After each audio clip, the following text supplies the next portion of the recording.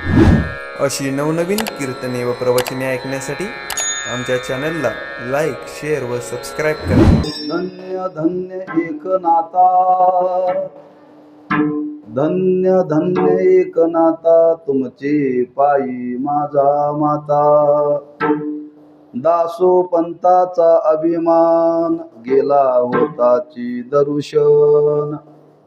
दत्तात्रय चोपदार, दत्तात्रय चोपदार, पुढे उभे काटीकर. दासो पंथाचा अभिमान, गेला होताची दर्शन. यवन अंगावरी थुंकला, यवन अंगावरी थुंकला, प्रसाद देऊनी मुक्त केला. दासो पंथाचा अभिमान, गेला होताची दर्शन. निळामणी शरण तुमच्या पाया, निळा शरण तुमच्या पाया, अनन्य भावे नाथराया. दासो पंथाचा अभिमान, गेला होताची दर्शन. पांडुरंगा करू प्रथम नमन, दुसरे चरण संतांची या. त्यांच्या कृपादाने कथेचा विस्तारू, बाबाजी सद्गुरु दास तुका. नमो ज्ञानेश्वरा, नमो ज्ञानेश्वरा, निवृत्ती उदारा सोपान देवा. नमो मुक्ताबाई त्रिभुवन पावनी, आद्यत्रे जननी देवाची. नमो सद्गुरु तुकया ज्ञानदीपा, नमो सद्गुरु सच्चिदानंद रूपा. नमो सद्गुरु भक्त कल्याण मूर्ती, नमो सद्गुरु भास्करा पूर्ण कीर्ती. श्री संताची या माता चरणावरी, साष्टांग हे करी दंडवत. विश्रांती पावलो सांबा उत्तरी, वाढले अंतरी प्रेम सुख. धन्य धन्य एकनाथा, धन्य धन्य एकनाथा, तुमचे पायी माझा माता. दासो पंथाचा अभिमान, गेला होताची दर्शन. सेवेकरता निवडलेला भंग संत निळोबाराय महाराजांचा असून, या भंगातून संत निळोबाराय शांती ब्रह्म एकनाथ महाराजांच्या जीवनाची धन्यता प्रकट करतायत. प्रतिवर्षाप्रमाणे संपन्न होणारा नामोत्सव श्री विठ्ठल मंदिर नवनगर बागलकोट, त्या उत्सवातील हे दोन पर्व काळ आहेत. एक जगद्गुरु श्री तुकोबऱ्यांचा सदैव वैकुंठ गमन सोहळा, दुसरा शांतीब्रह्म एकनाथ महाराजांचा समाधी सोहळा. दोन सोहळे, दोन पर्वकाळ या उत्सवामध्ये आपल्याला प्राप्त झालेले आहेत. किंबहुना हे दोन सोहळे डोळ्यासमोर ठेवूनच पूर्वजांनी हा उत्सव सुरू केलाय बरं. कारण संतांचा हा उत्सव आपण केला पाहिजे. त्यातल्या त्यात वारकऱ्यांनी तर केलाच पाहिजे बरं का. कारण आपल्या संप्रदायातले हे वाटाडी आहेत. संप्रदाय म्हणजे काय, या संप्रदायाचं स्वरूप ज्यांनी जगाला दाखवलं, नुसतं दाखवलं नाही, त्यांच्या कार्याचं वर्णन करताना असं वर्णन केले, आपला हा भागवत धर्माचं जे मंदिर आहे, त्या मंदिराचा पाया म्हणजे ज्ञानोबार आहे, खांब म्हणजे नाथ महाराज आणि कळस म्हणजे तुकोबार आहे. म्हणजे त्यांनी काय कार्य केलं असेल याची कल्पना करा बरं का. या संप्रदायाचा पाया रचनाचं कार्य ज्ञानोबारांनी केलं. याला स्थिर करण्याचं काम नाथ महाराजांनी केलं. खांबाशिवाय स्थिर राहत नाही बरं का. आणि पूर्णत्वाला नेण्याचं काम जगद्गुरु श्री तुकोबारांनी केले बरं का. म्हणजे आपला वारकरी संप्रदाय पूर्ण आहे, अपूर्ण नाही. आणि जो कोणी याच्यामध्ये येईल तो पूर्णत्वालाच प्राप्त होईल, असं आपल्या संप्रदायाचं वैभव आहे. आणि अशा संप्रदायामध्ये हे थोर संत होती गेले, त्यांनी केलेलं कार्य आहे.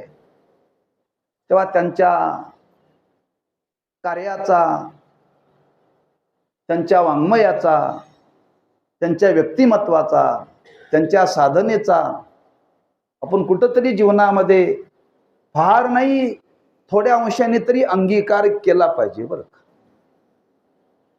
हा, संतांनी जेवढी परमार्थाची साधना केली, संत ज्या पद्धतीने जगले तेवढं आपण जगू शकत नाही, पण कमीत कमी त्यांच्याकडे बघून थोडंसरी जगण्याचा प्रयत्न करावा. त्यात आजचा हा पर्व काळ शांतीब्रह्म एकनाथ महाराज आजच्या दिवशी समाधिस्थ झाले श्री क्षेत्र पैठण या ठिकाणी. पण संतांचं वर्णन करतानाच असं वर्णन केलेलं आहे की संत ज्या कार्याकरता आले त्या कार्याची परिपूर्णता झाली की ते आपण होऊन जातात बरं का.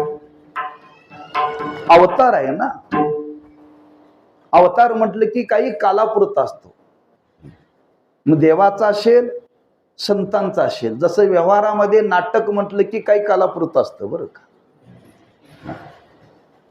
नाटक हे काही कालापुरतं असतं, तेवढा काल संपला की नाटक संपलं, ती पात्र सोडून द्यावी लागतात.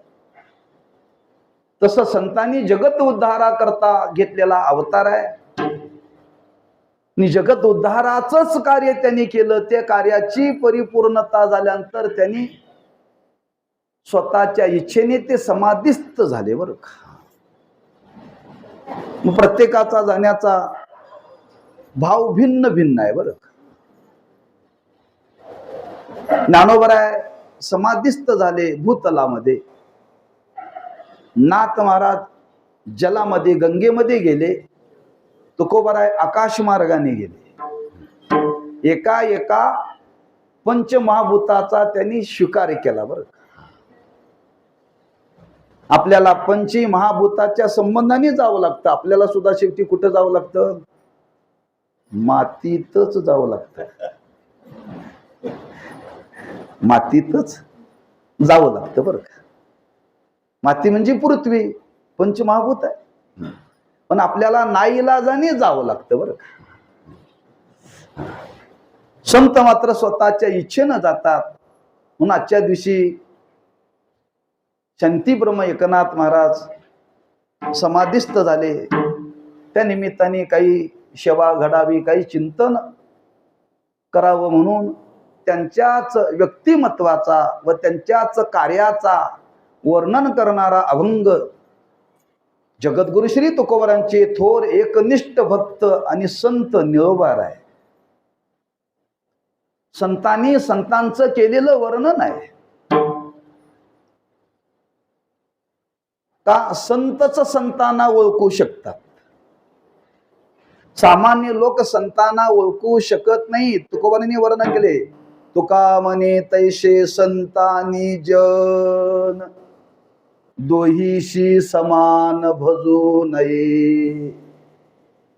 शरीराने पाहायला गेलं तर सामान्य जीवाचं शरीर आणि संतांचं शरीर दिसायला सारखंच आहे बरं. संतांनी जन दिसायला सारखेच आहे. दिसायला सारखे असले तरी ओळखणं फार कठीण आहे बरं. ओळखणं फार कठीण आहे. आणि ते ओळखणारे कोण आहेत? संतच संतांना ओळखू शकतात. महाराजांनी वर्णन केले, भक्ताचा महिमा भक्तची जाणती, दुर्लभ या गती आणि काशी. आपण ओळखू शकत नाही बरं का. म्हणून संतांनी संतांचं केलेलं वर्णन आहे. आणि संतांनी संतांचं केलेलं जे वर्णन आहे ते कथाकथित वर्णन नाही बरं का. एखाद्या मंत्र्याने एखाद्या मंत्र्याचं वर्णन केलं जातं ते कथाकथित असू शकतं बरं का. व्यवहारामध्ये एकाने एकाचं वर्णन केलेलं असतं, पण ते वास्तव स्वरूपाला धरूनच असेल मात्र असं काही नाही बरं. पण संतांनी संतांचं केलेलं वर्णन मात्र हे वास्तवाला धरून आहे बरं, कथाकथित नाही आहे.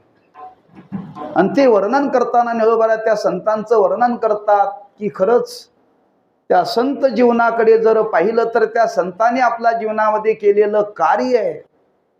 काय कार्य केलं? एवढं मोठं कार्य केलं, एवढं मोठं कार्य केलं की त्या कार्याचा परिणाम त्यांच्या जीवनाला धन्यता प्राप्त झाली बरं का. जवळजवळ ज्या ज्या संतांनी जे जगाकरता केलेलं कार्य आहे त्या कार्याच्या संबंधाने सर्व संतांच्या समोर धन्यतेचेच उद्गार आहेत बरं का. धन्यतेचेच उद्गार आहेत. धन्य तो निवृत्ती, धन्य तो सोपान, धन्य हा निदान ज्ञानदेव, धन्य धन्य नामदेवा, त्यांचं धन्यच वर्णन केलं. धन्य कानोपात्रा झाली भाग्याची, म्हणजे त्यांचं वर्णन करताना हेच वर्णन केले. नवे नवे तुकोबारांचं वर्णन करताना हेच वर्णन केले. धन्य तुकोबा समर्थ, जेने केला हा पुरुषार्थ. धन्यता कोणाच्या तरी जीवनासमोर लागत नाही बरं का. आज कितीतरी व्यवहारामध्ये थोर थोर मंडळी येऊन गेले, पण त्यांच्या जीवनाला त्यांच्या नावाला धन्यता कुठं लागलेली नाही. अनेक अनेक अनेक शोध लावले, पण धन्यता म्हणता येत नाही बरं का. का धन्यता म्हणता येत नाही? धन्यता कधी म्हटली जाते? ज्याच्यामध्ये सर्व अंगाने सफलता आहे त्याच वेळी त्याला धन्यता शब्द वापरला जातो. सफलता आहे, ज्याच्या जीवनाला साफल्य प्राप्त झालेलं आहे, ज्याचं जीवन कृतकृत्य झालेलं आहे, ज्यांच्या जीवनामध्ये आता मिळवण्यासारखं काही शिल्लक राहिलेलं नाही, त्याच्याच जीवनाला धन्यता दिली जाते. कोणाला तरी धन्यता दिली जात नाही. नवे नवे तुकोबाराय वर्णन करतात, ज्या मार्गाचं अनुकरण केल्यानंतर जीवन सफल होतं त्या मार्गावरती जरी आरूढ झाला तरी त्याच्या जीवनाला धन्यता आहे बरं का. धन्य माय व्याधी सुकृताचे फळ,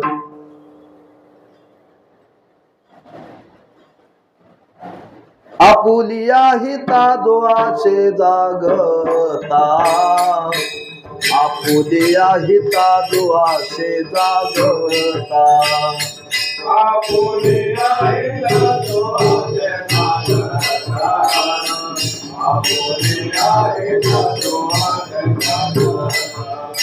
धन्य माता पिता तया दिया, धन्य माता पिता तया दिया, कोई कन्या पुत्र होती देसाचे, कोई कन्या पुत्र होती देसाचे, कोई कन्या पुत्र होती देसाचे, कोई कन्या पुत्र होती देसाचे. दया दिया धन्य माता पिता दया दिया, कोई कन्या पुत्र होती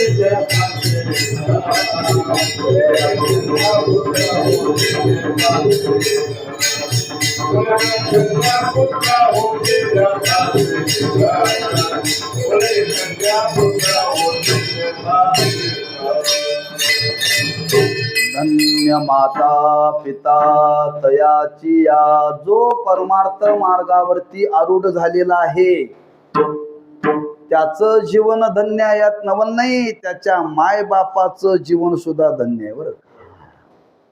म्हणजे ज्यांनी साक्षात या भूतलावरती अवतीर्ण होऊन ज्यांनी देवाला आपलंस केलं,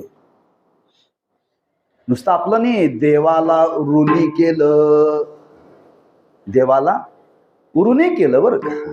त्या भक्तीच्या सामर्थ्याने ज्या महात्म्याने देवाला आपल्या घरामध्ये 36 वर्ष राबवून घेतलं, हे याला म्हणावं धन्य बरं का. कोणाला राबवलं? जो देव जगाला राबवतो त्या देवाला ज्याने आपल्या घरामध्ये राबवलं बरं का. आणि तो कोणाच्या तरी घरात राबवत नाही बरं का. तुम्ही काहीही देतो म्हटलं तर ते कोणाच्या तरी घरामध्ये राबत नाही. लक्षात ठेवा. भक्त समागमे सर्व भावे हरी, न सांगता करी सर्व काम.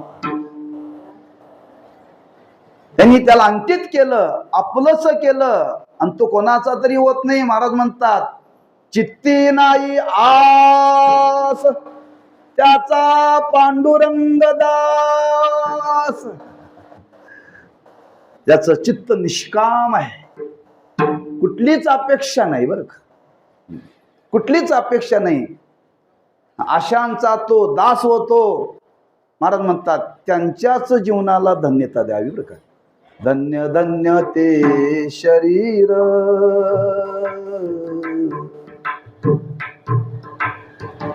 नवे नवे देवाचे भांडार असं वर्णन केले बरं का.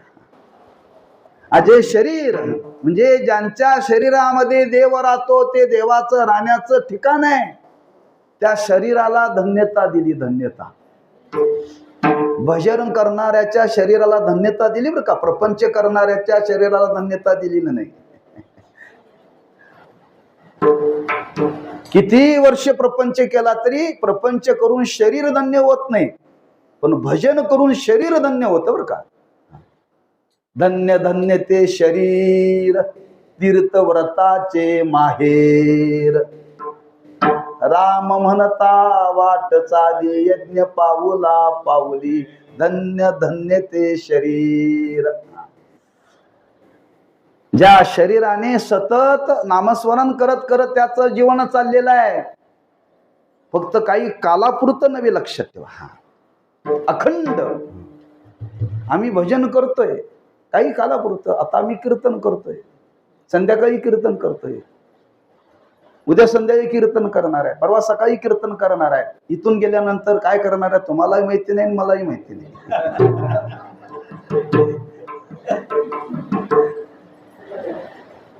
केवळ 2 तास कीर्तन करण्याने धन्यता आहे, पण ही खरी धन्यता नाही बरं का. हा, ज्याच्या शरीराने ठरवलंय दुसरं या शरीराने काय करायचंच नाही, काही करायचंच नाही. धन्य जगी तोची एक हरिरंगी नाचे.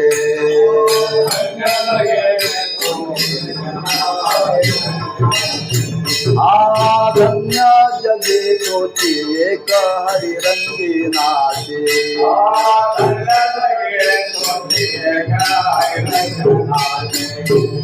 राम कृष्ण वासुदेव सदा स्मरेवाते.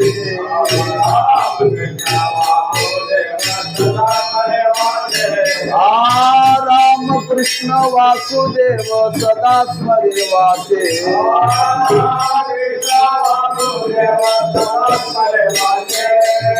धन्य जगे तोचे एक हरिरंगी नाचे. धन्य जगे तोचे एक हरिरंगी नाचे.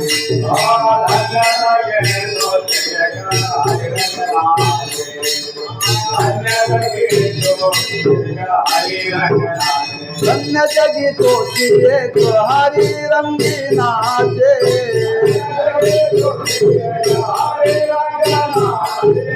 धन्य जगी तोची एक हरिरंगी नाचे.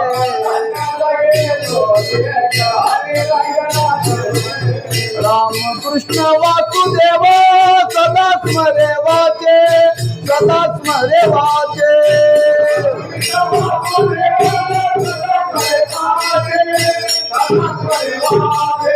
राम कृष्ण वासुदेव सदा स्मरे वाचे. सदा स्मरे वाचे.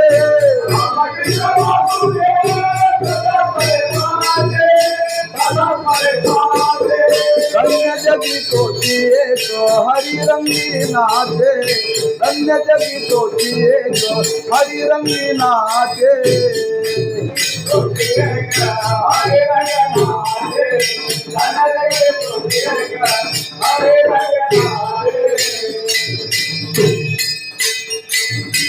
राम कृष्ण वासुदेव सदा स्मरे वाचे. सदा म्हणजे त्याचं वर्णन केले तिथंच शेवटी केले. एका जनार्दनी नित्य हरीचे कीर्तन. आसनी शयनी सदा हरीचे चिंतन. आम्ही बसताना आई आई आई करतो, उठताना आई आई बाबा बाबा करतो, अंतरावरती लोटाना आई गाई करतो. फक्त भजनात तेवढं देवाचं नाव घेतो. आसनी शयनी सदा हरीची. हा, असं ज्यांचं जीवन आहे महाराज म्हणतात खरंच त्यांच्या जीवनाला धन्यता आहे. म्हणून पहिली धन्यता देण्याकरता एक शब्द वापरला, दोन शब्द वापरले, धन्य धन्य. हा, पहिली त्यांनी आपल्या जीवनामध्ये अशी परमार्थाची साधना केली, त्या परमार्थाच्या साधनेने स्वतःचं जीवन सफल केलं, धन्य. आणि त्याच परमार्थाच्या साधनेने त्यांनी जगाचा उद्धार केला, म्हणून दुसरी धन्यता. बरं का, एक स्वतःच्या जीवनाकरता धन्यता दिली आणि जगाकरता त्यांनी कार्य केलं म्हणून धन्यता दिली. बरं का, हा, स्वतः धन्य झाले म्हणून गप्प बसले नाहीत. बरं का, आमचं कसं आहे, आम्ही फक्त स्वतःचा विचार करतो. अगदी मराठीत बोलायचं म्हणजे स्वार्थी. स्वार्थी. बरं का, आपण बसमध्ये चढतो कशा करता, जागा धरण्याकरता. मग जागा धरण्याकरता जातो, एवढ्या घाईने जातो, कुणाला कुपन मारतो, कुणाला काय मारतो, आत चढतो. त्यात चढत असताना एखादी स्त्री असते, एखादा वयस्कर असतो, चढतो, वरती जाऊन जागा धरतो. हा, आणि एखादा वयस्कर आला, हो मला जागा देता का, त्याला म्हणतो जागा नाही. तुम्ही एवढ्या त्रासाने चढून मी स्वतः करता जागा धरली, मी आता तुम्हाला देऊ. फक्त स्वतःचा विचार केला. काही काही माणसं गाडीमध्ये चढतात, जागा धरतात, आणि एखादा वयस्कर जर माणूस आला तर त्याला म्हणतात बसा मी उभारतो. बरं का, स्वार्थी जीवन असू नये. बरं का, संतांनी स्वतःचं जीवन सफल केलं, पण स्वतःचं जीवन सफल केल्यानंतर त्यांना वाटलं हा जगही धन्यतेला प्राप्त झालं पाहिजे. हा, सर्व जीवांचं जीवन कृतार्थ झालं पाहिजे. आणि सर्व जीवांचं जीवन कृतार्थ होण्याकरता त्यांना वाटलं आपण जे केलं हेच जगाला द्यावं. हरिभजनी धवले जग, हरिभजनी धवले जग, हरिभजनी धवले जग, हरिभजनी धवले जग, हरिभजनी धवले जग, हरिभजनी धवले जग,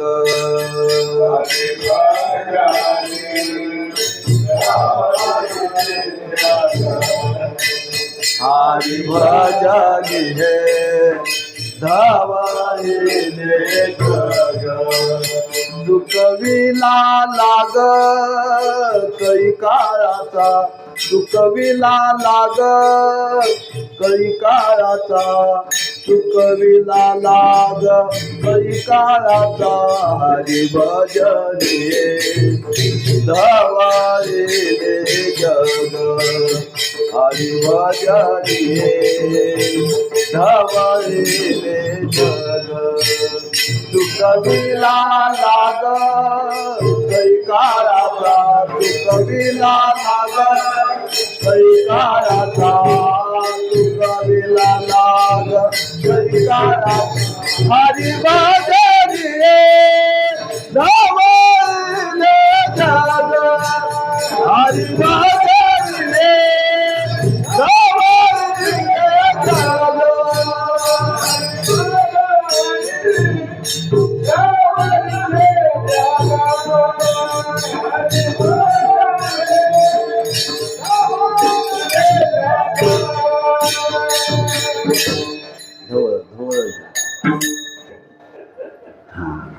स्वतः त्या भगवंताच्या नामाचं अनुष्ठान केलं आणि त्याच नामाचा उपदेश जगाला त्यांनी केला. आपलं जीवन कृतार्थ झालेलं आहे, सफल झालेलं आहे, पण जीवाचंही जीवन कृतार्थ व्हावं म्हणून जगाकरता त्यांनी केलेलं कार्य आहे. आणि जगाकरता त्यांनी एवढं मोठं कार्य केलं, त्या कार्याला बघून महाराज म्हणतात धन्य, दुसरी धन्यता. बरं, धन्यता कोणाला तरी दिली जात नाही. लक्षात ठेवा. व्यवहारामध्ये म्हणतात माणसं, तुम्ही घरातून निघाला, पायी निघाला आणि रस्त्यामध्ये येऊन तुम्हाला मोटरसायकलवाला कोणीतरी भेटला, म्हणजे बाबा तुम्हाला कुठं जायचं आहे? मला विठ्ठल मंदिरात जायचं आहे. हरकत नाही, तुम्हाला मी जाता जाता सोडून जातो बरं. मग येतो तो त्या मंदिराच्या बाहेरच्या बाजूला सोडतो. उतरल्यानंतर आपण त्याला काय म्हणतो? धन्यवाद. म्हणजे तिथून इथपर्यंत आपण न विचारता त्याने आणलं, निरपेक्ष भावनेनं आणलं, त्याला धन्यवाद दिले जातात. त्यांनी निरपेक्ष भावनेने जगत उद्धाराचं कार्य केलं का त्यांच्या जीवनाला धन्यता देऊ नये. निरपेक्ष भावनेनं, अपेक्षा ठेवून नव्हे बरं का. आणि असं त्यांचं स्वतःचं व्यक्तिमत्व आणि त्यांचं हे कार्य बघून निळवाऱ्यांना वाटलं खरंच त्यांच्या जीवनाची आपण धन्यता गायली पाहिजे. आणि अशी धन्यता गाऊन म्हणतात खरंच आपलं जीवन धन्य आहे.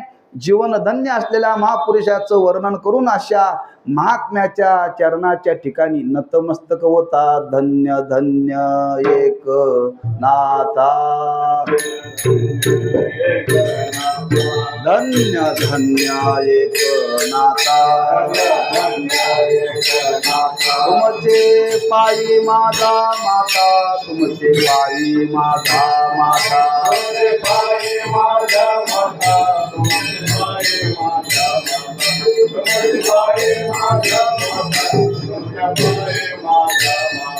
धन्य धन्य एक नाथा,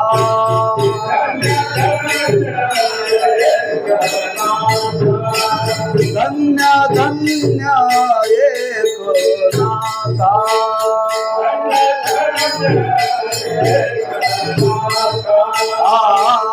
तुमचे पायी माझा माता, तुमचे पायी माझा माता,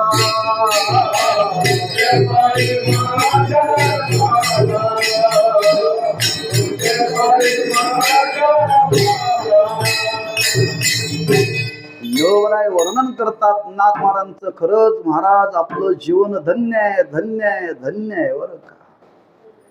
आणि अशा धन्यतेचे उद्गार काढून आपल्या अंतःकरणामध्ये असलेला भाव, नम्रतेचा भाव प्रगट करतात. तुमचे पायी माझा माता. अशा पुरुषाच्या जीवनामध्ये माणसाने काय व्हावं? नतमस्तक व्हावं.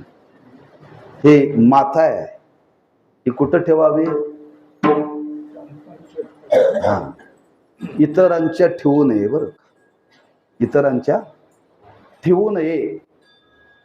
एक देवाच्या चरणावरती तरी माता ठेवावी, नाहीतर संतांच्या, आणि तिसरी आई वडिलांच्या. माणसं देवाच्याही पायावरती डोकं ठेवत नाहीत, संतांच्याही ठेवत नाहीत, माय बापाच्याही ठेवत नाहीत, बायकोच्या ठेवतात. तुझ्या पाया पडतो ग, पण भांडू नको आई बरोबर.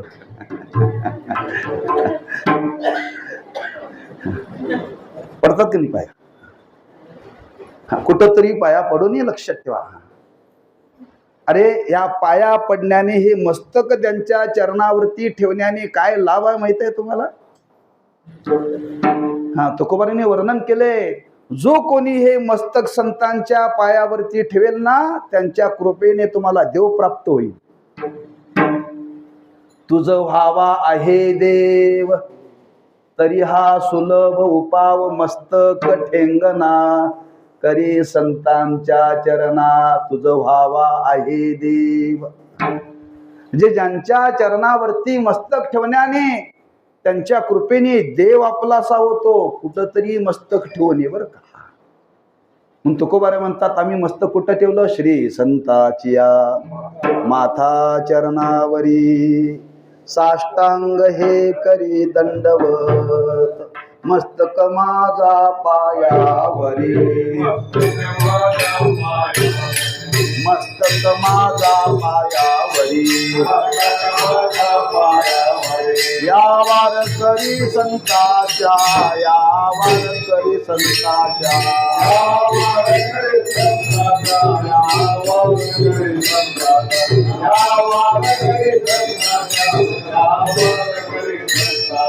मस्तक माझा पायावरी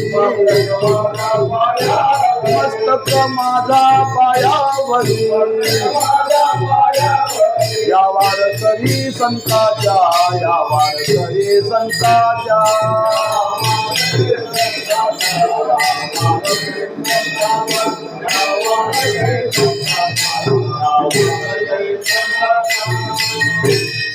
बरोबर आहे. वर्णन करतात मस्तक माझा पायावरी या वारकरी संतांच्या प्रतिवर्षी पंढरपुरा.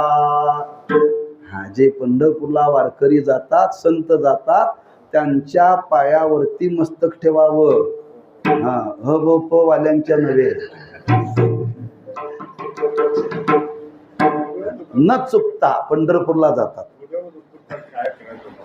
गाडीनं जावं, विमानानं जावं, रेल्वेत झोपून जावं, आहे का नाही? फार सोय झाली अलीकडे. नाही जमलं तर सांगायचं चौघांना, मला चौघांच्या खांद्यावरती तरी जावं. मस्तक माझा पायावरी तुमचे पायी माझा माता. तुमची एवढी जीवनामध्ये धन्यता आहे, एवढी धन्यता आहे. महाराज म्हणतात खरंच ती धन्यता पाहिल्यानंतर आपल्याला वाटतं आपल्या जीवनाच्या ठिकाणी नतमस्तक व्हावं. बरं का, कारण तुम्ही स्वतःचं जीवन धन्य केलं आणि जगालाही तुम्ही धन्य केलं. म्हणून जगामध्ये एक वर्ग आहे स्वतःचं जीवन धन्य करणारा आहे पण जगाकरता झटणारा नाही. बरं का, पण ज्यांनी स्वतःचं जीवन धन्य करून जगाला सुद्धा धन्य केलं, महाराज म्हणतात खरंच अशा महापुरुषाच्या चरणाच्या ठिकाणी नतमस्तक आपण झालं पाहिजे. हा, तुकोबांनी वर्णन केलंय. हा, खरंच त्या महापुरुषाचं जीवन पाहावं आणि पाहून एकच करावं, त्यांच्या चरणावरती मस्तक ठेवा. काय वानू आता नपुरी हे वाणी मस्तक चरणी ठेवी तसे. असं काय त्या महापुरुषांनी केलेलं कार्य आहे की त्यांच्या जीवनाला धन्यता दिली. हो, बरं आहे. त्यांच्या चरित्रातला एक प्रसंग सांगतात बरं का, की नाथ महाराजांनी आपल्या जीवनामध्ये महान कार्य केलेलं आहे. महान कार्य केलेलं आहे. एकदा त्यांच्या जीवनामध्ये असा प्रसंग आला की मराठवाड्यामध्ये दासोपंत नावाचे एक संत आहे. मराठवाड्यामध्ये अंबेजोगाईला, बरं का, बीड जिल्ह्यामध्ये त्यांचं गाव. नाथ महाराजांना वाटलं आपण त्यांना भेटायला जावं आणि नाथ महाराज भेटण्याकरता म्हणून निघाले. पैठणहून पायी अंबेजोगाईला निघाले. निघाले तिथं गेल्यानंतर दासोपंत हे फार थोर होते बरं का, फार त्यांचा अधिकार होता. मोठा त्यांचा वाडा होता. त्या वाड्याच्या समोर गेले. वाड्याच्या समोर गेल्यानंतर दोन बाहेर द्वारपाल होते. त्यांनी सांगितलं आपण कोण, कुठून आला, कशा करता आला. काही नाही, मी पैठणचा एकनाथ आहे म्हणून सांगितलं. काय सांगितलं? पैठणचा. आम्हाला जर कोणी फोन केला तर म्हणतो मी महाराज बोलतोय. 4 कीर्तन केली की महाराज होतोय. त्यांनी जगाचा उद्धार केला पण काय बोलले, मी पैठणचा एकनाथ बोलतोय. एकनाथ पैठणचा आहे.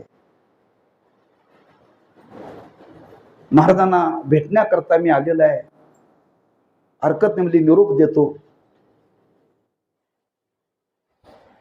त्यांनी सांगितलं, आत गेले.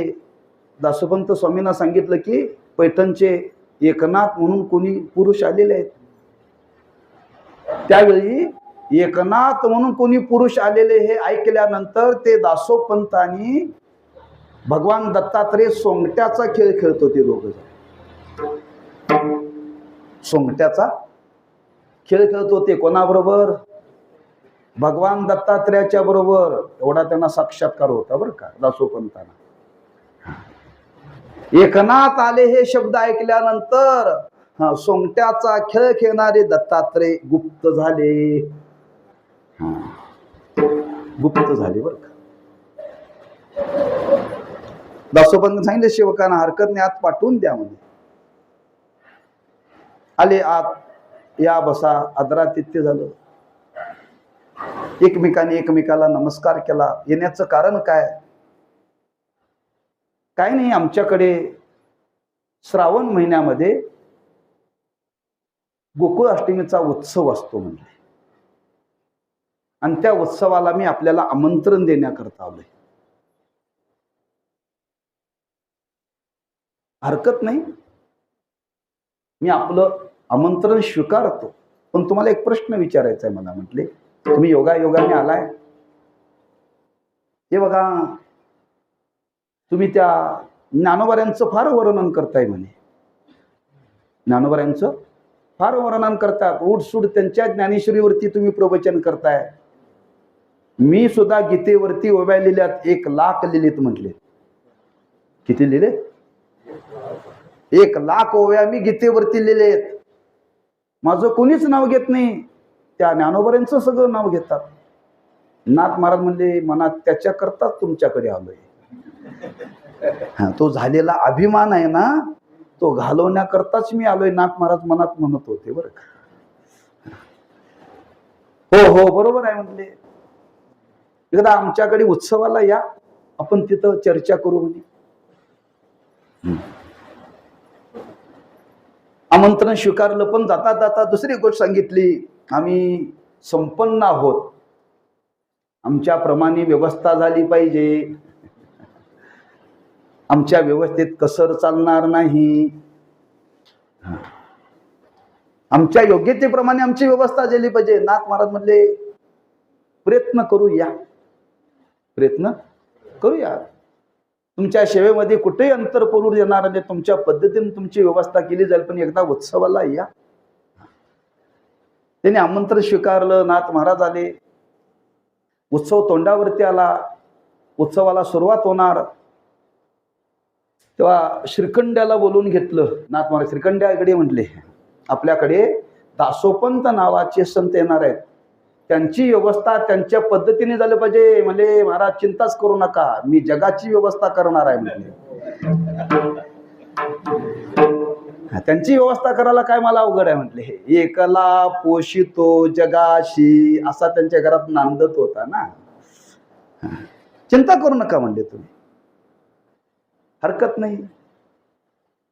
उत्सवाचा आरंभ होण्याच्या आधी बरोबर दासोपंत आले. त्यांची राहण्याची व्यवस्था केली, त्यांच्या पद्धतीने केली बरं का. उत्सवाला सुरुवात झाली. रोज संध्याकाळी ज्ञानेश्वरीवरती प्रवचन, ज्ञानेश्वरीवरती प्रवचन. पण ज्यावेळी 2 गोष्टी त्यांच्या जीवनामध्ये घडल्या बरं का.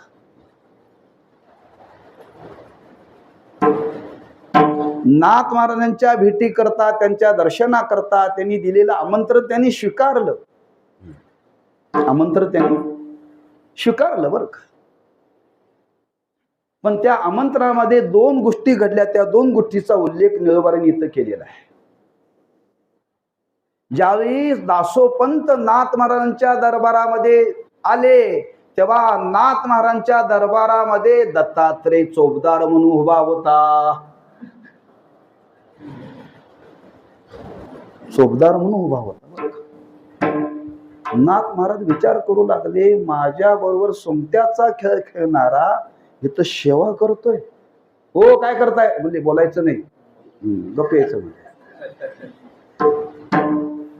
दत्तात्रय चोपदार काय वर्णन केले. पुढे उभे काठी कर, की साक्षात दत्तात्रय त्यांच्या दारामध्ये चोपदार उभा राहिलेले आहेत. हे पाहिल्या पाहिलाच निळवार म्हणतात त्या दासोपंताचा अभिमानच गेला बरं. मी ज्याची उपासना करतो दत्तात्रयाची, तो दत्तात्रय यांच्या दारामध्ये सेवक म्हणून आहे. हे माझ्यापेक्षाही मोठे आहेत, माझ्यापेक्षाही मोठे आहेत. दत्तात्रयाने सांगितलं, महाराज हे आमचे मालक आहेत, मी यांचा सेवक आहे. तुम्ही कोण झाला? यांची सेवक झाला. पाहिल्याच बरं का, त्या रूपामध्ये पाहिल्यानंतर त्यांचा अभिमान, दासोपंताचा गेला अभिमान. त्या दत्तात्रयाला चोपदार रूपामध्ये पाहिल्यानंतर बरं का एक वर्णन केलं. दुसरं वर्णन केलं की उत्सवाला आरंभ झाला. नाथ महाराज व्यासपीठावरती येऊन बसले. पुढे आसन दासोपंतांना टाकलेलं आहे. आणि पहिल्या दिवशीच नाथ महाराजांनी ओवी घेतली. ओम नमोजी आद्या वेद प्रतिपाद्या जय जय स्वसंवेद्या आत्मरूपा. या ओवीवरती नाथ महाराजांनी प्रवचन करायला सुरुवात केली. 8 दिवस गेले ओम नमोजी आद्या. 15 दिवस झाले ओम नमोजी आद्या. 1 महिना झाला ओम नमोजी आद्या. चातुर्मास संपायची वेळ आली ओम नमोजी आद्या.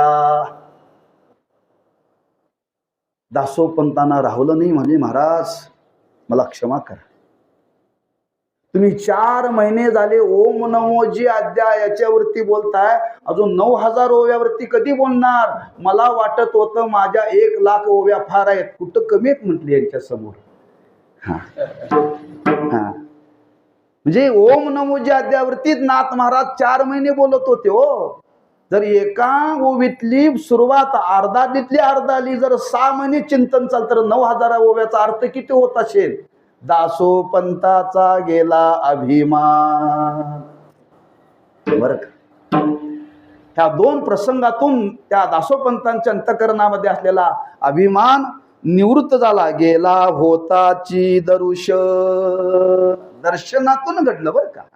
एक दत्तात्रयाला तिथं पाहिलं प्रत्यक्ष, अभिमान गेला. आणि नाथ महाराजांचं दर्शन घेतलं, त्या दर्शनातून त्यांचा अधिकार काय कळाला? अभिमान गेला, घालवावा लागला नाही. जावा लागतो अभिमान, आम्ही घालवण्याचा प्रयत्न करतोय, त्यामुळे तो आपल्याला ताप देतोय बरं का. असे पुरुष आपल्या जीवनामध्ये भेटावेत, असे पुरुष आपल्या जीवनामध्ये भेटावेत. त्यांना पाहिल्या पाहिल्या काय जावो? अभिमान जावा. संत दर्शनी हा लाभ, संत दर्शनी हा लाभ,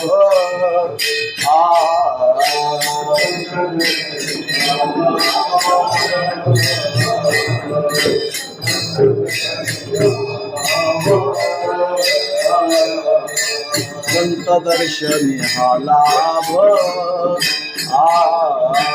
संत दर्शनी हा लाभ.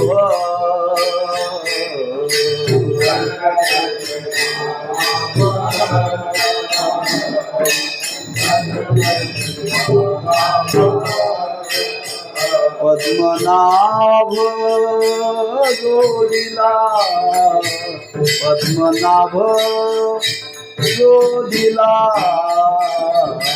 संत दर्शनी हा लाभ, संत दर्शनी हा लाभ, संत दर्शनी हा लाभ.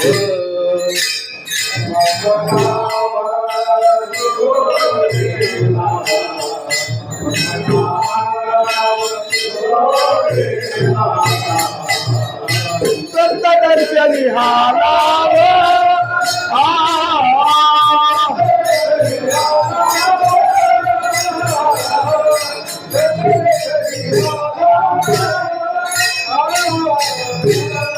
गेला होताची दर्शन, दासोपंताचा अभिमान, संत दर्शनी हा लाभ. ज्या महापुरुषाच्या दर्शनाने ज्याने दर्शन घेतलं त्याच्या अंतःकरणामध्ये बऱ्याच दिवसापासून असलेला अभिमान गेला बरं का. एवढा अधिकार ज्या नाथ महाराजांचा, म्हणून इथं निळोबाराय म्हणतात, त्यांचे तुमचे पायी माझा माता. आणखी त्यांच्या जीवनाची धन्यता गात असताना नाथ महाराजांचं वर्णन करतात निळोबाराय. काय त्यांचा अधिकार होता. नाथ महाराज हे संत होते, रोज देवाची पूजा करत होते बरं का. रोज देवाची पूजा करत होते. आमच्या जीवनामध्ये पूजा करायचं म्हटलं की जीवावर येतंय बरं का. घरात देवाची पूजा कोण करते? तुम्हीच करताय. चांगली गोष्ट आहे. नेम आहे, पुरुषानेच देवाची पूजा करावी. पण माणसाला जीवावर फार येतं बरं का. माणसं तासभर बूट पुसतील, पायात घालायचा बुटाचं पॉलिश करत बसतील, पण तांब्यावर देवाच्या डोक्यावरती पाणी घालणार नाही. देव ज्यांच्या घरामध्ये राबतो, देव ज्यांची सेवा करतो, देव ज्यांची पूजा करतो, त्यांची पूजा नाथ महाराज रोज करत होते. उगाच धन्यता दिली का? पूजा करावी, नुसती पूजा नाही, पूजेला लागणार साहित्य देवानेच आणून द्यावं. रोज देवाला तुळस लागते, रोज देवाने तुळस आणून द्यावी, रोज मोगऱ्याची फुलं आणून द्यावीत, रोज चंदन उगळावं. आपल्या घरातल्या बाया करत नाहीत.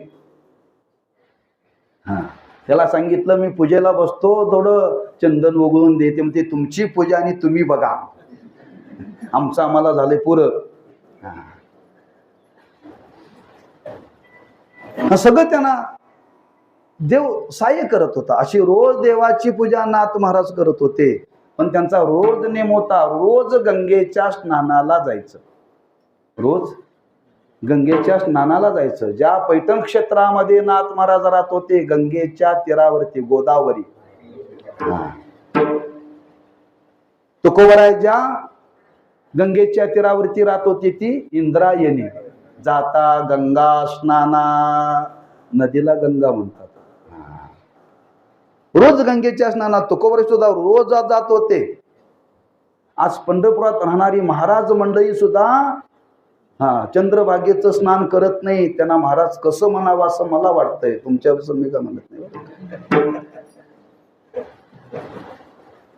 काय मनोहर महाराज, जेवढे पंढरपुरात आळंदीत राहणारे जवळजवळ 75% महाराज गंगेचं स्नान करत नाहीत. का करत नाहीत मला माहिती नाही.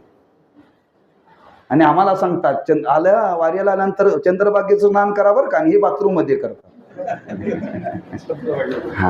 ज्या नाथ महाराजांनी त्या पैठण मध्ये वास्तव्य करून रोज गंगेचं स्नान करत होते, रोज त्यांचा नेम गंगेचं स्नान करावं आणि रोज नामस्मरण करत करत यावं. आणि येता येता एक दिवशी काय झालं, एका गल्लीतून येत असताना त्या गंगेतून वर चढायला चढले आणि त्या कोपऱ्यावरती एक ओटा होता आणि त्या ओट्यावरती एक यवन बसला होता. नाथ महाराज आले का नकळत काय झालं कळालं नाही. त्यानं तोंडामध्ये जी तंबाखू काय पान खात होता ती चूळ त्यांच्या अंगावरती थुंकलावर. 2 प्रवाह त्याच्यामध्ये. काही ठिकाणी वर्णन केले 108 वेळा, काहींचं मत आहे एकदाच थुकला असं मत आहे बरं का. त्या महिबती बाबांनी चरित्रामध्ये लिहिले म्हणे एकदाच थुंकला. थुंकल्यानंतर नाथ महाराज ते बघितलं, त्यांनी काही केलं नाही बरं का. पुन्हा तसेच गंगेमध्ये गेले. गंगेमध्ये गेले, गंगेचं स्नान केलं. स्नान करून पुन्हा आले, घरामध्ये गेले, देवाची पूजा केली. येता सांग देवाची पूजा केली आणि देवाची पूजा केली. आणि पूजा केल्यानंतर राहिलेला जो प्रसाद होता तो प्रसाद घेऊन त्या यवनाकडे आले आणि सांगितलं हा प्रसाद सेवन कर. नुसता प्रसाद सेवन कर नाही, त्याला प्रसाद दिला आणि त्याला मुक्त केलं बरं का. सोपं आहे. अहो, एखाद्याने आपल्याकडे जर वाकड्या नजरेनं बघितलं तर आपल्याला सहन होत नाही. वाकड्या नजरेनं पाहिलं तर सहन होत नाही. ज्याने अंगावरती तुंकलाय, स्नान करून आलेले आणि अशा अवस्थेमध्ये त्यांनी ते सहन केलं आणि पुन्हा त्याला प्रसाद देऊन मुक्त केलाय, कधी घडू शकतं?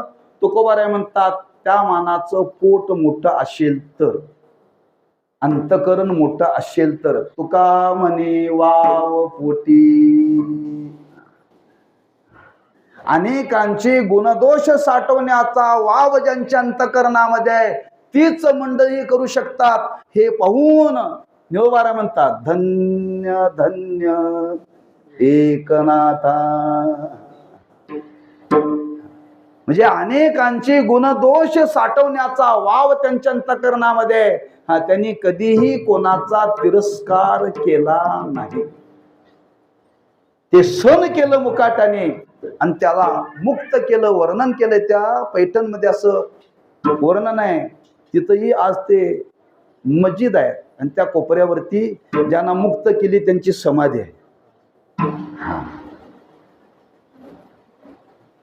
म्हणजे त्यांनी केलेलं कार्य त्यांच्या जीवनामध्ये, त्या कार्याला पाहून इथं महाराज वर्णन करतात, खरंच त्यांचं जीवन धन्य आहे. नवे नवे महाराज म्हणतात, असं त्यांच्या जीवनाची धन्यता पाहिल्यानंतर मला वाटतं अशा संतांना अनन्य भावाने शरण जावं, अनन्य भावाने शरण जावं. ना अशा संतांच्या विषयी आपल्या अंतःकरणामध्ये असलेला भाव महाराज वर्णन करतात. निळा शरण तुमच्या पाया, अनन्य भावे नाथराया.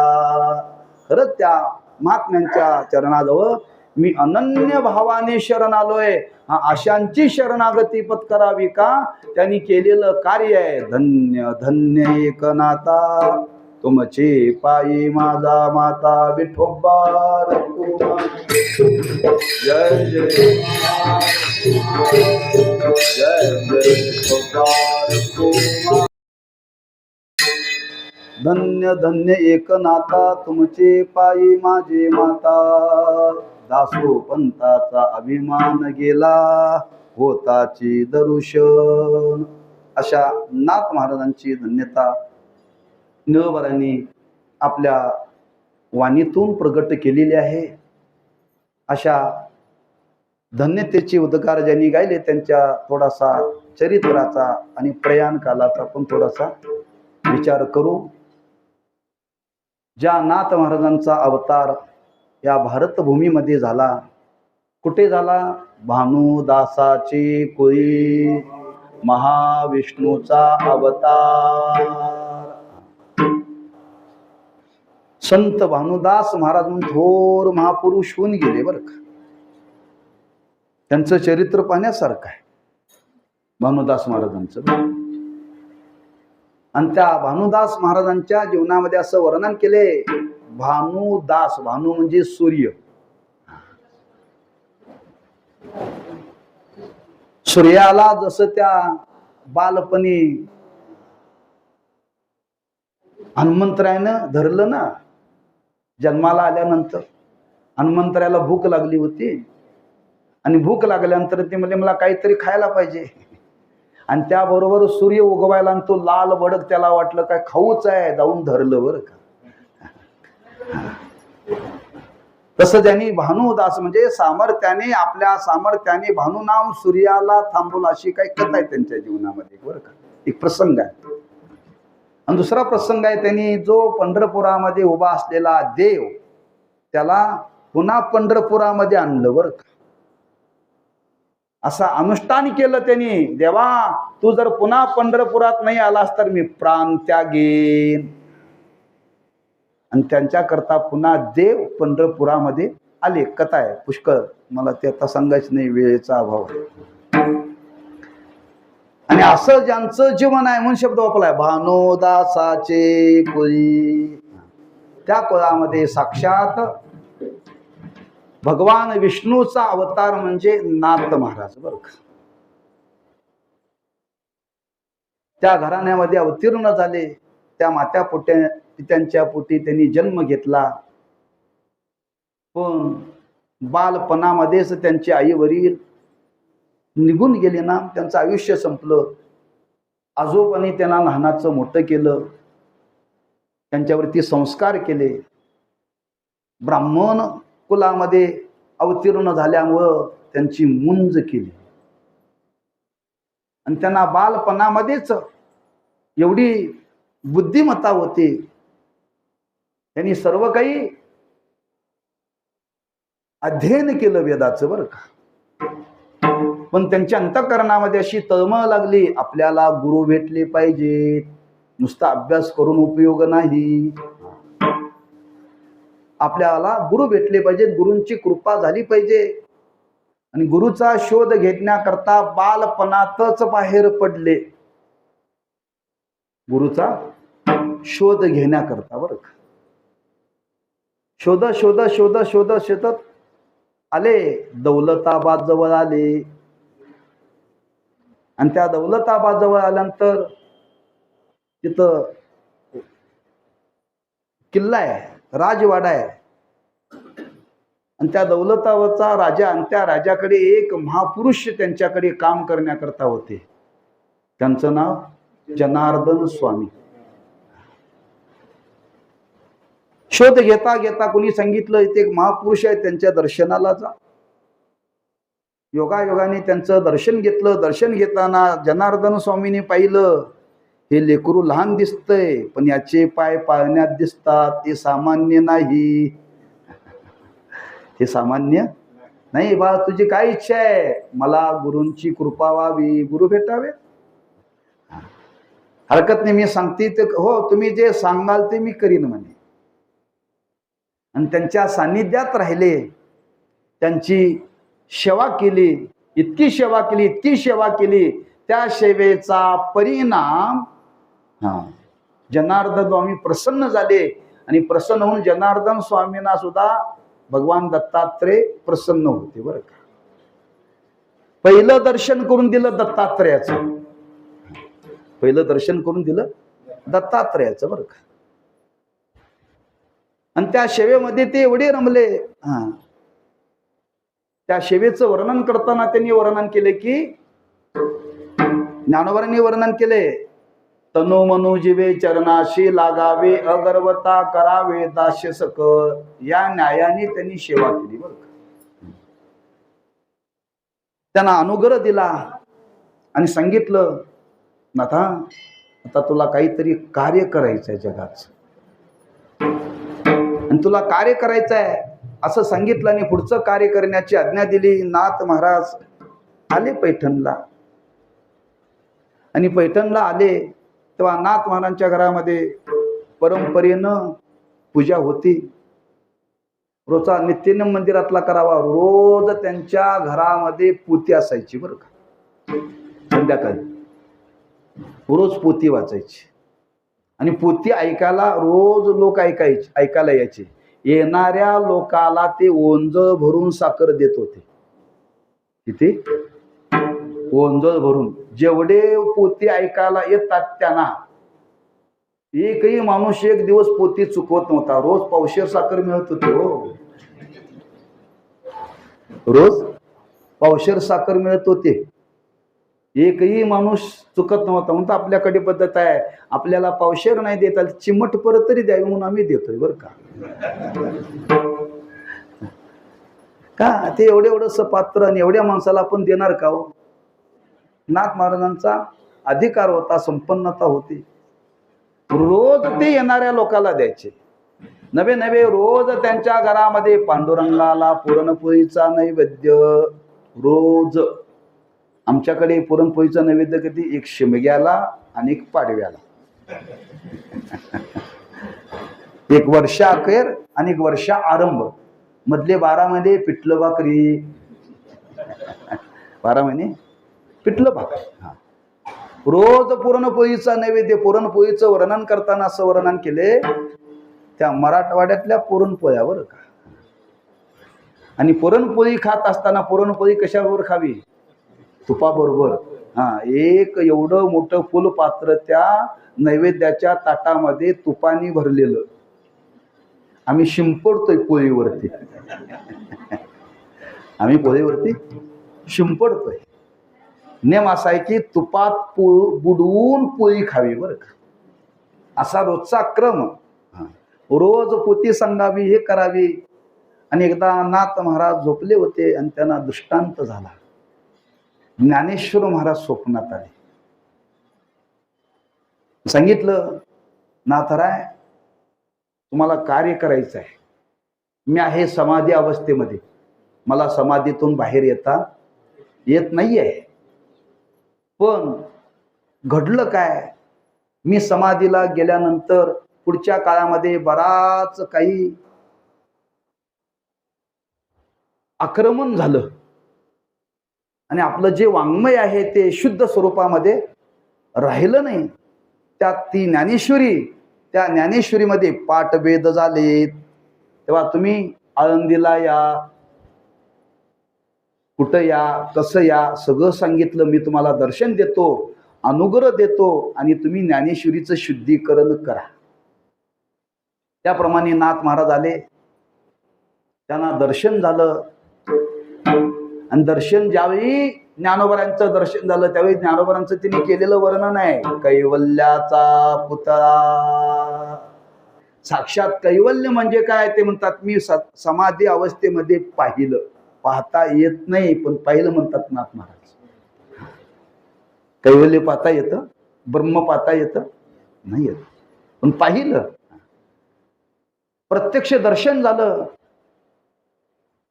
अनुग्रह दिला, तुमचा अनुग्रह लाधलो, पावन झालो चराचरी. ज्ञानोबांनी त्यांच्यावरती अनुग्रह केला. सांगितलं, हे ज्ञानेश्वरीचं शुद्धीकरण करा. आणि त्यांची आज्ञा मानून नाथ महाराज आले, पैठणला आले आणि पूर्ण ज्ञानेश्वरीचं शुद्धीकरण केलं. शुद्धीकरण केलं. कुठं केलं?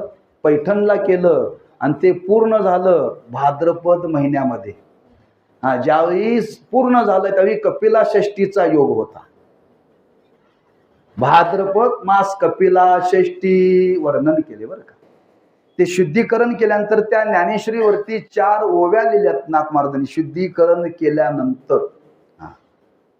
आणि त्यांनी वर्णन करून असं वर्णन केले, पुन्हा या ज्ञानेश्वरीवरती कोणी जर ओवी जर करेल त्याच्यासारखं पाप नाही, जाण नरोटी ठेविली, असं सांगितलं बरं का. आणि त्या ज्ञानेश्वरीचं शुद्धीकरण करून ती ज्ञानेश्वरी आज आपल्या शुद्ध रूपामध्ये नाथ महाराजांनी दिले. ज्ञानेश्वर महाराजांच्या पेक्षा नाथ महाराजांचे उपकार मानले पाहिजे. ज्ञानेश्वरी त्यांनी लिहिली पण ते शुद्ध करण्याचं काम एवढं कठीण होतं आणि ते शुद्ध करून आज आपण ती ज्ञानेश्वरी वाचतोय बरं का. त्या ज्ञानेश्वरीचं शुद्धीकरण केलं. नाथ महाराजांना वाटलं आपण एक कार्य केलं, ज्ञानोबरांचं कार्य केलं, आपण काहीतरी स्वतंत्र करावं. त्यांना वाटलं श्रीमद भागवतातला 11 स्कंद, 11वा स्कंद आणि त्या 11व्या स्कंदावरती आपण भाष्य करावं. म्हणून त्यांनी भागवत लिहायला सुरुवात केली पैठणमध्येच बरं का. 2 अध्याय झाले. एक ब्राह्मण रोज ऐकायला येत होता आणि त्याला इच्छा निर्माण झाली काशीला जाण्याची. काशीला जाण्याची इच्छा निर्माण झाली. सांगितलं, नाथ बाबा मला काशीला जायचं आहे आणि आपण पुढे हे भागवत लिहिणार आहे, मी काय ऐकायला नाही आहे, पण तुम्ही जेवढं लिहिलंय तेवढं मला द्या, मी त्या काशीमध्ये बसून पारायण करतो. ते 2 अध्याय त्यांनी उतरून घेतले आणि ते 2 अध्याय घेऊन तो काशीला गेला. काशीला गेला, गंगेचं स्नान केलं, विश्वनाथाचं दर्शन घेतलं आणि त्या गंगेच्या तीरावरती तो पारायण करत बसला. पारायण करता करता करता तिथले काही विद्वान लोक येता जाता बघत होते, हा काहीतरी वाचतोय, मराठी वाचतोय. आपल्या काशीमध्ये मराठी कुणी वाचणारा नाही, हा कुठून आलाय, चौकशी करा. फक्त इथं संस्कृतच चालतं, मराठी चालत नाही. आणि कुणीही मराठी भाषांतर करायचं नाही असा नियम होता. चौकशी केली, कुठून आलाय? महाराष्ट्रातून आलोय. महाराष्ट्रातून पैठणहून आलोय. काय करताय? काय नाही म्हणले. महाराष्ट्रामध्ये पैठणमध्ये नाथ महाराज नावाचे एक संत आहेत. त्यांनी भागवतावरती काय भाषांतर केले, त्यापैकी 2 अध्याय मी घेऊन आलोय आणि त्याचं पालन करतोय. मराठी केलंय, त्याला कोण दिला म्हणले अधिकार मराठी करण्याचा? हा, चल म्हणले. त्या घेतलं. जिथं विद्वान होते, एक संन्यासी होते, त्यांच्याकडे 300 शिष्य होते. नुसती भाकरी खाणारी नव्हे, एकापेक्षा एक विद्वान. आणि सांगितलं ह्याच्याकडचं जप्त करून टाका. का मराठीमध्ये भाषांतर करण्याचा अधिकार कोणाला नाही, तुम्हाला कोणी दिला? त्या शिष्यांना सांगितलं ह्यांना बाहेर सोडू नका, ते वाङ्मय जप्त करा. आणि ते नाथ महाराज कोण आहे, जाऊन पैठणला जाऊन घेऊन या त्यांना, काशीला. त्यांना हे आपण कोंडून ठेवू. ते 2 शिष्य आले, महाराष्ट्रात आले, पैठणला आले आणि नाथ महाराजांना पाहिल्यानंतर नाथ महाराज त्यांना दिसले नाही. चतुर्भुज नर होऊन ठेले. त्यांना साक्षात भगवान विष्णू दिसला. त्या दोघांनी त्यांना साष्टांग दंडवत घातलं. हा, सामान्य पुरुष दिसत नाहीये. नाथ महाराजांनी पहिलं कुठून आला म्हणले, काशीहून आलोय. कशा करता आलाय सगळं सांगितलं. तुम्हाला आमच्या गुरु महाराजांनी बोलवलंय, हरकत नाही म्हणले. चला जाऊया म्हणले काशीला. आणि तिथून नाथ महाराज काशीला आले. त्यांना बोलवलं, त्यांना सांगितलं, त्या विद्वान सभेमध्ये बोलवलं. म्हणले तुम्हाला हा अधिकार कोण दिलाय म्हटले मराठी करण्याचा? कोण नाही म्हणले, मला वाटलं मी दिलं. असं मराठीमध्ये करता येत नाही. पण तिथं गेल्यानंतर सुद्धा ज्यांनी बोलवलं त्यांनी नाथ महाराजांना पाहिल्यानंतर त्यांना नाथ महाराज दिसले नाही, त्यांना सुद्धा चतुर्भुज रूपामध्येच दिसले बरं का. त्यांनी विचार केला ही सामान्य व्यक्ती नाही, फार यांचा अधिकार दिसतो. हे बघा, तुम्ही जे 2 अध्याय लिहिलेत ना, ते आम्हाला वाचून दाखवा. आणि ते वाचून दाखवल्यानंतर त्यांना एवढा आनंद वाटला, आपलं संस्कृत त्याच्या पुढं फिकं पडतंय. सांगितलं राहिलेले अध्याय पूर्ण करा. भागवताचे अध्याय किती आहेत? 31. एकनाथी भागवताचे 31. 31 म्हणजे किती हो? हा, 31. मला इंग्रजी जास्त येत नाही. तुम्ही 21 म्हटलं म्हणून मी 31 म्हटलं. हा, काहीतरी बोलायला काहीतरी होण्यापेक्षा मराठी बोललेलं बरं चांगलं. म्हणून आपण कर्नाटकाला राहतोय, थोडं थोडं त्या कानडी बरोबर इंग्रजी बोलावं लागतंय. एखाद्याला फोन नंबर सांगायचा असेल तर मराठी सांगून चांगलंच नाही. 1 2 3 5 6 7 8. मराठी म्हटलं की काय कळत नाही. इंग्रजी भाषा आहे, आता ती बोलावी का ना बोलावी, ती पवित्र नाही बरं का. इंग्रजी भाषा ज्यांनी हिथं रुजवली ती माणसं पवित्र होती, इंग्रज नाहीये. इंग्रजी पवित्र नाहीये. आता परिस्थिती अशी निर्माण झाल्या, इंग्रजी शिकल्याशिवाय नोकरीच मिळत नाही, किंवा इंग्रजी शिकल्याशिवाय बायको सुद्धा कोणी देत नाही. फार परिस्थिती बिकट झाल्या. तेव्हा नाही इलाजाने पोटा करता म्हणून शिका, आदर म्हणून शिकू नका बरं का. आदर करायचा असेल तर एक मराठी भाषेवरती किंवा आपल्या मातृभाषेवरती प्रेम करा बरं का. आणि नाथ महाराजांनी संपूर्ण तिथं एकनाथी भागवत पूर्ण केलं. आणि पूर्ण केल्यानंतर त्यांची हत्तीवरून मिरवणूक काढली काशीत. त्या काळात त्या विद्वानांना वाटलं ह्या नाथ महाराजांच्या समोर आम्ही सगळे विद्वान यांच्या पायाजवळचे आहोत. हे त्यांनी केलेलं कार्य आहे बरं का. नाथ महाराज पुन्हा महाराष्ट्रात आली. पुन्हा इथं आपल्या भागवत धर्माचा प्रचार प्रसार केला. आणि करता करता नाथ महाराजांना वाटलं, काशीहून येताना त्यांनी गंगा आणली, रामेश्वरला गेली. जाताना रस्त्यामध्ये गाढव घेतलं, त्या गाढवाला ती गंगा पाजली. हे सर्व कार्य करताना नाथ महाराजांना वाटलं आता आपण जे कार्य करायचं होतं ते कार्य केलं. त्यांनी रुक्मिणी स्वयंवर लिहिलं, हस्तामलक लिहिलं, अभंगगाथा लिहिली, हरिपाठ लिहिला, भावार्थ रामायण लिहिलं. फार मोठं वाङ्मय नाथ महाराजांनी लिहिलं बरं का. आणि सगळं वाङ्मयाची पूर्तता झाली, आपलं कार्य पूर्ण झालेलं आहे. नाथ महाराजांना वाटलं आता आपण आपल्या स्वरूपाकडे जावं. योग असा, नाथ महाराजांनी दिवस निवडला तो होता फाल्गुन वद्य षष्ठी. त्या षष्टीचं वर्णन केलंय.